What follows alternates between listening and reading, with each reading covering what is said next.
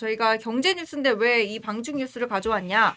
사실 이 방중 관련해 가지고도 주식과 연관이 되는 것이 한한령 해제 그렇죠. 때문이었거든요. 한한령이 해제가 되어야만 우리 중국의 많은 아이돌들이라든지 다양한 연예인들이 진출을 해서 또 시장에 또 돈이 풀릴 수 있는 좋은 기회가 되고 또 그것 때문에 한한령 관련 기대주들이 많이 오르기도 했었는데 이재명 대통령이 직접적으로 한한령에 대한 해제가 당장 이루어지기는 어렵다. 다만 그렇죠. 단계적으로 될 수 있다라고 이야기를 해서 약간 확정적인 오투는 아니었어요. 그렇죠. 중국에서도 조금 더 뭐 검토가 필요하지 않겠냐, 뭐 시간이 음, 필요하지 않겠냐, 네. 이렇게 이야기를 했고, 청와대도 지금 같은 입장인 거를 보니까 한한령 음, 자체를 지금 즉답적으로 해제하기는 어렵다고 보는 것이 맞을 것 같아요. 음, 근데 제 개인적으로 이게 왜 좀 리스크가 크다라고 생각을 하냐면, 네.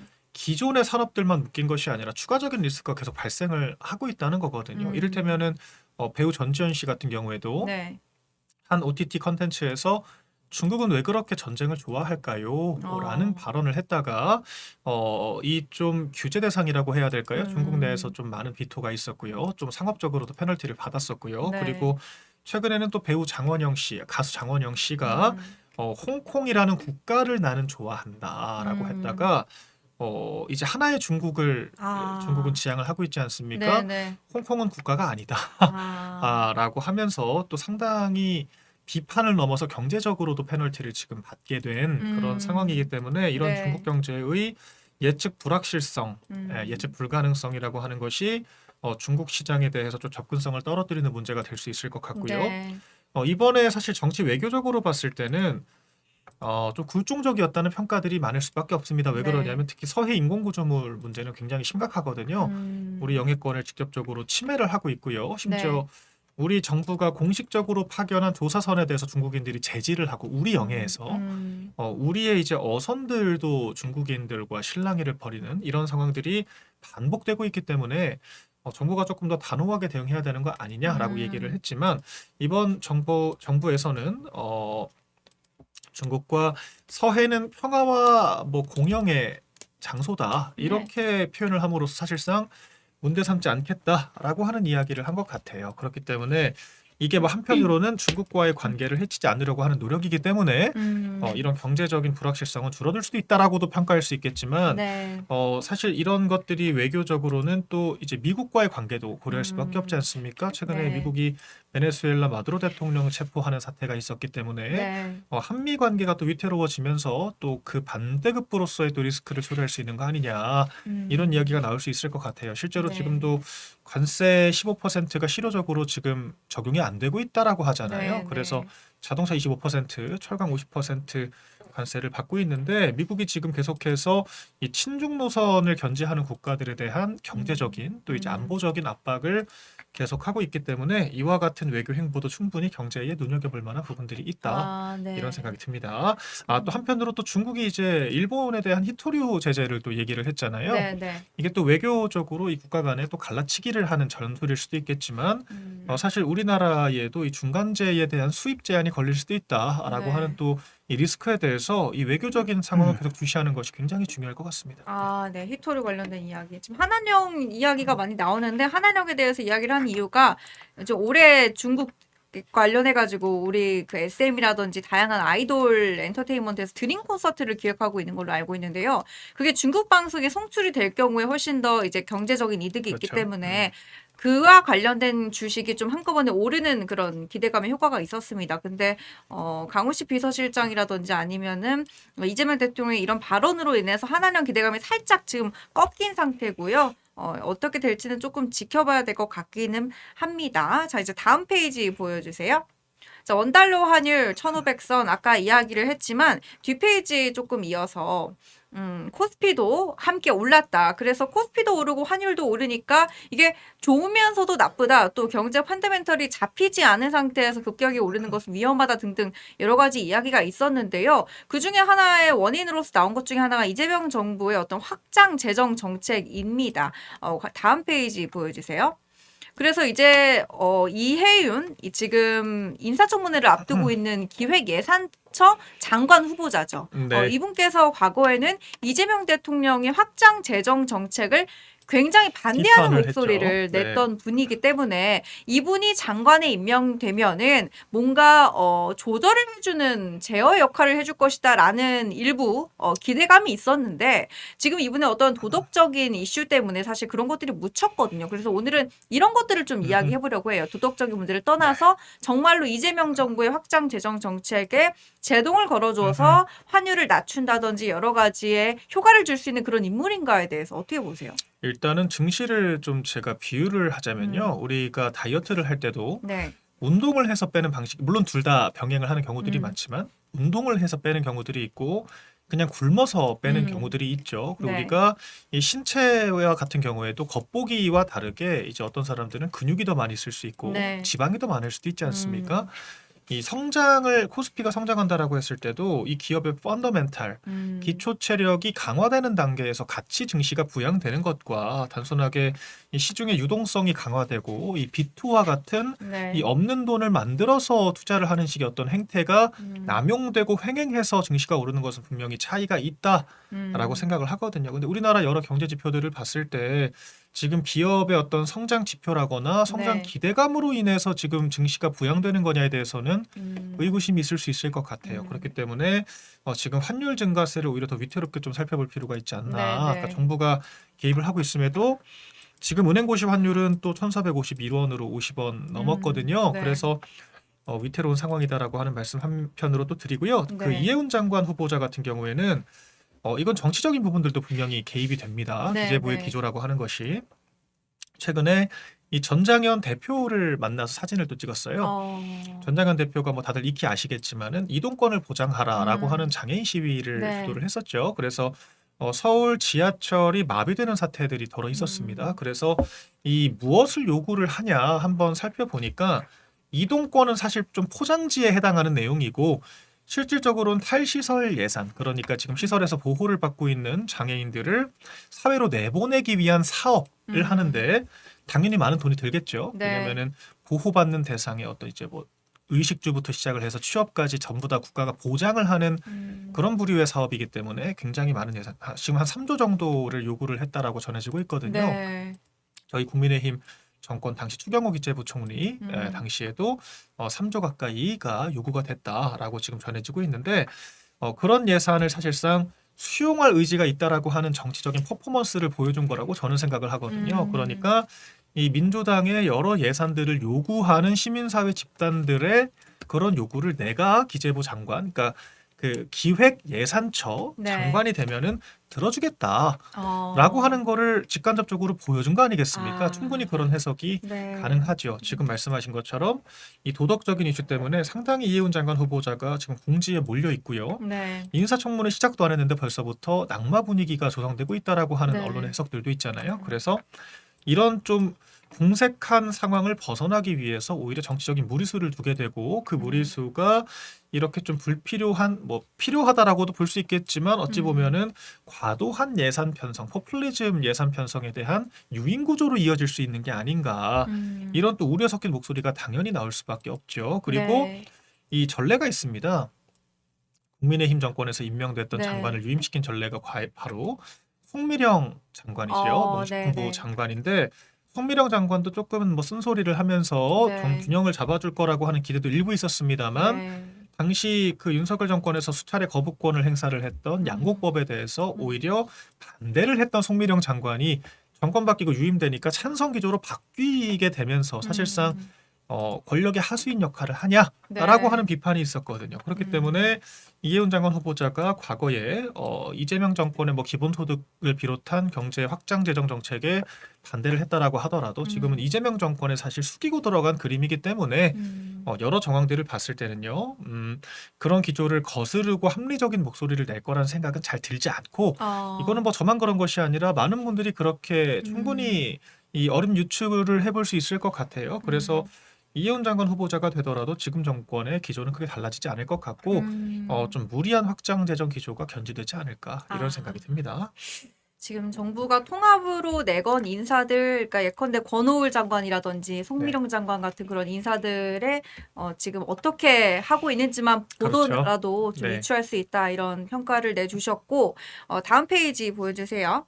이제 삼성전자 얘기를 좀 해보려고 합니다. 오늘 오전에 났던 삼성전자의 잠정 실적 발표 결과 역대 최초로 4분기 작년 4분기 영업이익 20조를 돌파했다라는 이야기가 나왔습니다. 반도체 슈퍼사이클을 처음 탔던 7년 전의 기록보다 훨씬 더 좋아진 상황이라서 굉장히 삼성전자 관련해가지고 역시 모멘텀 역시 삼성전자다. 옛날 삼성전자가 돌아왔다 이런 이야기가 많이 나오고 있는데 그런데 문제는 그만큼 사람들이 좀 포모 현상이라고 할까요? 좀 두려움이 네. 좀 커졌는지 지금 아니면 안 된다 이런 것 때문에 좀 비투를 많이 하고 있는 것 같더라고요. 네. 근데 이제 그렇게 사실 이 투자라고 하는 것이 올라갈 때 올라타면은 또 손해를 보는 경우들도 많죠. 물론 이게 정답이 어, 있는 것은 아니죠. 왜냐하면 네. 경제라고 하는 것이 지속적으로 호재가 발생을 하고 뭐 음, 여러 뭐 투자를 받을 수 있다든지 그런 상황들이 연출될 수 있겠지만 사실 이거는 알 수 없는 거거든요. 네. 네. 그렇기 때문에 단순히 조금 그 기존의 어떤 분위기와 추세에 편승하는 것 자체가 바람직스럽다는 생각은 들지 않습니다. 네. 음, 그렇기 때문에 지금 다분히 좀 과열된 측면들이 있다라고 하는 것도 조금 염두를 해야 될 것 같고 특히 B2 같은 경우에는 음, 종래 시드머니가 아니라 없는 돈을 네. 만들어서 리스크 테이킹을 하는 거잖아요. 그러니까 음, 투자 실패했을 때 굉장한 리스크로 또 돌아올 수가 있기 때문에 음, 바람직한 현상은 아니고 사실 이게 정부에서 특히 장려할 만한 현상은 아니죠. 어, 최근에 이 금융 부위원장이 B2를 해서 뭐 투자를 하는 것도 나쁘진 않다. 음, 이런 취지의 발언을 했다가 상당히 또 비판을 받았지 않습니까? 그렇기 네. 때문에 이 건강한 투자 기조는 아닐 수 있다. 뭐 저는 개인적으로 그렇게 음, 보고 있습니다. 네. 이따가 반도체 관련해가지고 우리 한영호 멘토님께서 조금 SK 하이닉스 포함해가지고 설명을 해주실 거라 이 부분은 여기서 넘어가도록 하고요. 다음 페이지 보여주시면 이거 다음 페이지 보여주세요. 네, 이제 탈원전 이야기도 조금 해보려고 합니다. 원전주도 요즘에 주목을 많이 받고 있거든요. 사실 원전 관련주가 올해를 이끌 섹터까지는 아니라고 하더라도 올해 그리고 내후년도 그리고 장기적으로 조금 더 2030년도까지 바라볼 수 있는 주식이다, 종목이다라는 이야기가 많이 나오고 있기 때문에 원전 이야기를 조금 해보려고 합니다. 지금 현재 기후 에너지 환경 장관을 맡고 계신 분께서 원래는 탈원전론자라고 했는데 지금 현재는 원전이 필요하다. AI 데이터 센터 등등 원전이 없어서는 안 된다라고 지금 입장을 바꾼 것으로 지금 나와 있거든요. 특히 네. 문재인 정부 당시를 오히려 약간 궁색했다라고 비판을 했더라고요. 뭐 굉장히 네. 전향적인 태도고 사실 환영할 만한 이야기라고 음, 생각을 합니다. 네. 지금이라도 뭐 잘못을 바로잡겠다라고 하는 것이기 때문에 네. 뭐 저희 특히 국민의힘 같은 경우 야당 같은 음, 경우에는 일관되게 얘기를 했죠. 음, 원전만큼 효율적이고 저렴한 에너지가 없다라고 하는 음, 거고 지금 우리나라 산업용 전기 비용이 정말 비상 상황입니다. 네. 그러니까 이게 특히 공업 같은 경우에는 생산 단가 중에 상당한 비율을 차지하는 것이 에너지 그중에서도 네. 전기잖아요. 음, 네, 더군다나 AI 시대에서 또 가장 중요한 에너지원으로 또 지목이 되는 것이 바로 전기인 음, 건데 우리나라 산업 전기 이용료가 그 OECD 국가들 중에서도 상당히 높은 수준에 위치를 음, 합니다. 그렇기 때문에 이 비용 단가 측면에서 상당히 부담이 된다라고 하는 지적들이 있었고 네. 또 우리나라가 사실 탈원전을 했을 때 대체 에너지를 만들 만한 좀 환경적인 조건이 안 된다는 거는 모두 익히 알고 계실 거라고 생각을 해요. 음, 원전판 태양광판을 깔 만한 위치조차도 마땅치가 않아서 멀쩡한 산을 민둥머리 음, 산으로 만들어서 이 태양광 패널을 음, 깔았다라고 하는 또 비판을 받았을 네. 정도로 음, 우리나라의 어떤 환경적으로 맞지가 않았던 정책이었던 음, 것이고요. 지금 독일도 사실 대대적인 탈원전과 신재생 에너지 정책을 추진했다가 음. 상당히 고역을 당하고 있지 않습니까? 네, 이 네. 프랑스에 사실상 이 원전을 빌려다 쓰는 음, 형국이었고 이 에너지라고 하는 것을 타국에 의지한다라고 하는 것 자체가 음, 전쟁 상황 등 비상 상황이 펼쳐졌을 때 우리나라의 핵심적인 그런 음, 에너지를 저당 잡힌 상태에서 출발을 하는 것이기 때문에 음, 국가 안보적으로도 굉장히 위태로울 수가 있거든요. 그래서 네. 사실상 유럽에서도 실패한 탈원전 정책을 우리나라가 지금 음, 2026년에 다시 재개를 한다는 것은 상식적으로 말이 되지 않는 네, 것이고요. 네, 그래서 같은 민주당 정권이었다라고 하더라도 네. 당연히 아닌 것은 아니다 얘기를 해야 음, 되는 것이고 지금 당장 기업들에게 상당한 비용적인 부담으로 전가되고 있는 이런 음, 에너지, 전기료 문제들에 대해서 조금 더 우리가 비용 절감을 할 수 있는 방안들을 강구를 해야 된다라고 보여집니다. 네. 지금 여전히 그리고 한국전력에 대한 그 부채가 상당히 많아요. 그래서 윤석열 정권 당시에도 그 부채 문제를 해결하기 위해서 일부 저희가 자산 매각 등을 추진을 하기도 했었거든요. 그 당시 민주당이 그런 노력들을 민영화 작업이다라고 비판을 했었어요. 한전을 팔아넘기려고 하는 거 아니냐. 네. 그랬던 이제 과거 발언들을 이제는 좀 뒤집을 때가 됐다라고 생각이 음. 되고 필요하다라고 하면은 뭐 가정전기료를 포함해서 결단을 해야 되는 순간들이 있는 겁니다. 문재인 정권 때는 20차례 넘게 가정전기료 높여야 한다라고 하는 건의에도 불구하고 네. 탈원전으로 에너지 효율성이 낮아지는데 정작 전기를 높이지 않았기 때문에 한전이 다 부채로 떠안게 된 것이 당시 상황이었거든요. 그래서 그런 상황이 좀 반복되지 않도록 좀 적절히 관리하는 것이 이번 정권의 가장 중요한 수건이 아니겠나 생각이 네. 됩니다. 네. 지금 댓글에서도 전력망이 갖춰져야 전기차도 ESS도 데이터 센터도 반도체도 그 많은 실적을 채우려면 공장을 빽빽이 돌리는 게 가능할 것이다 라고 해주셨고 시골의 논의 작물이 아닌 태양광 전기시설 하던데 씁쓸합니다. 테스타로사님께서는 원자력은 공해는 없어요. 위험해서 그런 겁니다. 그렇죠. 위험성에 대한 평가는 지속돼야겠죠. 네. 다만 이제 김 장관이 문재인 정부 당시 국내에서 원전을 짓지 않겠다고 하면서 원전 수출을 추진했던 것은 한편으로는 궁색했다라며 약간 이야기를 했고요. 또 탈원전은 거스를 수 없는 대세라고 과거에 이야기를 했었는데 현재는 이러한 문제에 대해서 재검토하자라는 취지의 발언을 거듭하고 있는 것을 밝혀지면서 원전 관련주도 조금 소식이 좋은 것 같습니다. 우리 멘토님께서도 요즘 원전 관련주 좀 보고 계신가요? 아니요, 안 보고 있습니다. 우리 멘토님은 선택과 집중을 하고 네. 계시는 지금 바이오주를 기다리고 계셔가지고 지금 곧 있으면 바이오주 많이 소개해 주실 테니까 여러분 제가 잠깐 두산 에너빌리티 살짝 소개를 해드리면은 저희가 다른 방송에서 두산 에너빌리티 이야기가 많이 나오고 있기는 하거든요. 작년 대형주 상승 2위를 기록을 했는데 올해는 더 간다라는 뉴스가 있어서 소개를 해드립니다.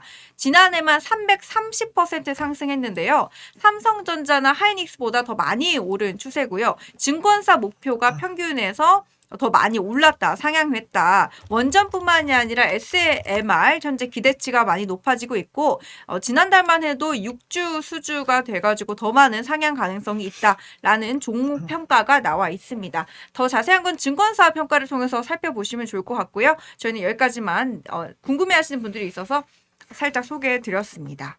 자, 다음 페이지 보여주세요.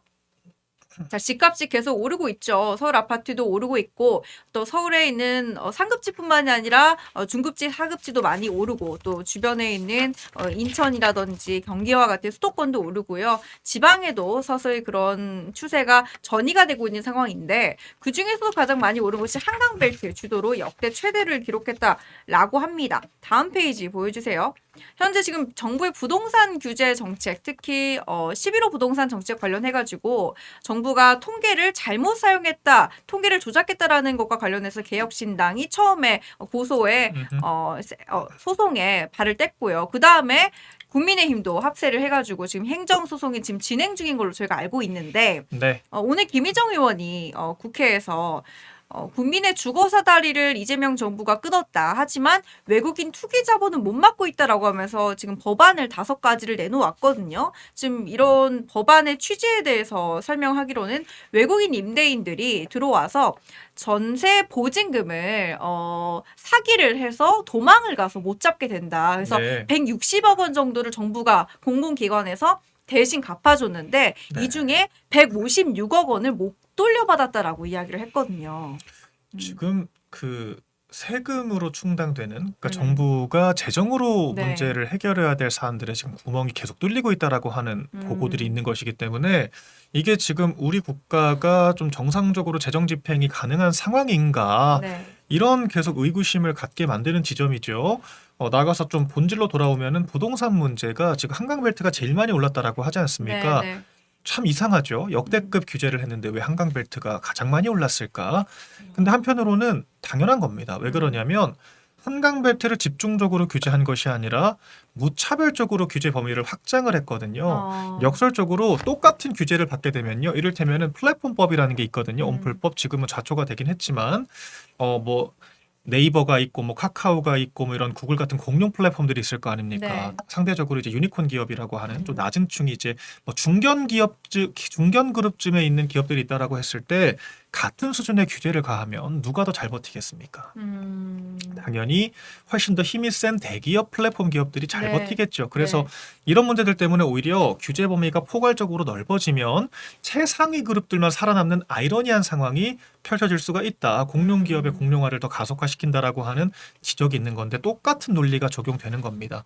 그러니까 전 지역에 심지어 경기도까지 토지거래 허가제를 적용을 하고 네. 강력한 대출 규제를 적용을 하면요. 아. 같은 규제를 받고 있으면 역설적으로 당연히 원래 한강벨트, 괜찮은 사람들이. 네. 강남권이 더 똑같이 규제를 받는데 어. 굳이 다른 규제받지만 집값이 오를 거라고 하는 보장이 없는 네, 지역의 집을 네. 사지 않는다는 거죠. 어. 그래서 이 규제 설계 자체가 굉장히 잘못됐다라고 하는 겁니다. 그래서 역풍선 효과가 지금 발생하는 상황 아닌가 라는 비판을 받을 수밖에 없는 것이고 결과적으로 이번 정권에서 냈던 세 차례 부동산 대책은 총체적으로 실패했다라고 하는 성적표를 네. 받아들 수밖에 없지요. 문재인 정권 때보다 지금 부동산 증가세가 더 가파르다라고 하는 게 지금 객관적인 통계로 나와 있고 지금 또 야당이 지지를 하는 것, 그 지적을 하는 것은 부동산 정책을 집행할 때는 명확한 근거가 있어야 되잖아요. 네. 보통 직전 3개월 분량의 통계를 근거로 해서 정책을 집행을 하도록 되어 있습니다. 그런데 지난번에 토지거래 허가제 구역을 지정을 하면서 9월 통계를 반영을 해야 되는데 9월 네. 기록을 누락을 하고 보고를 받았음에도 불구하고 누락을 하고 의도가 있었는지 단순 실수인지는 아직 확인을 못 해보고 있죠. 8, 7, 6 이렇게 반영을 그렇죠. 했죠. 8월까지의 통계를 반영을 한 것이 네. 이것이 관련법 위반 아니냐라고 하는 당연한 지적이 있는 것이고 이거 일종의 통계 조작이거든요. 네. 그래서 원래 9월을 반영하면 규제받지 않아야 할 곳이 결과적으로 규제를 받았다라 그러면 네.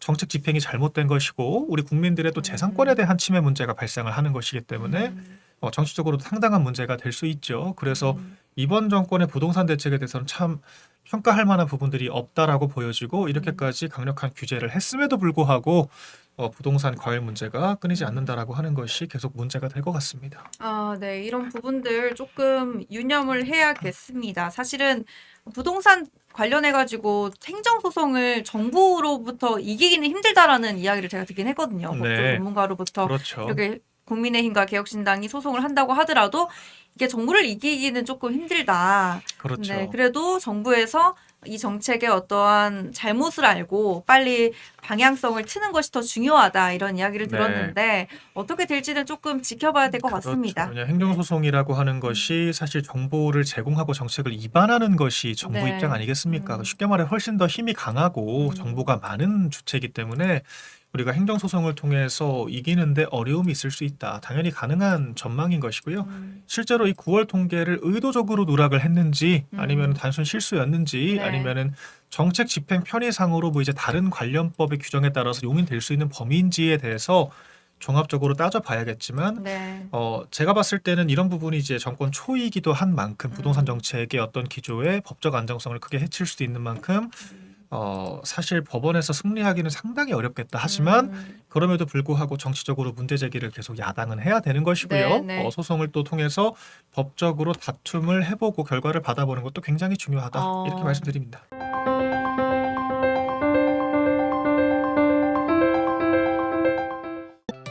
다른 영상도 즐기시려면 구독 버튼을 꼭 눌러주세요.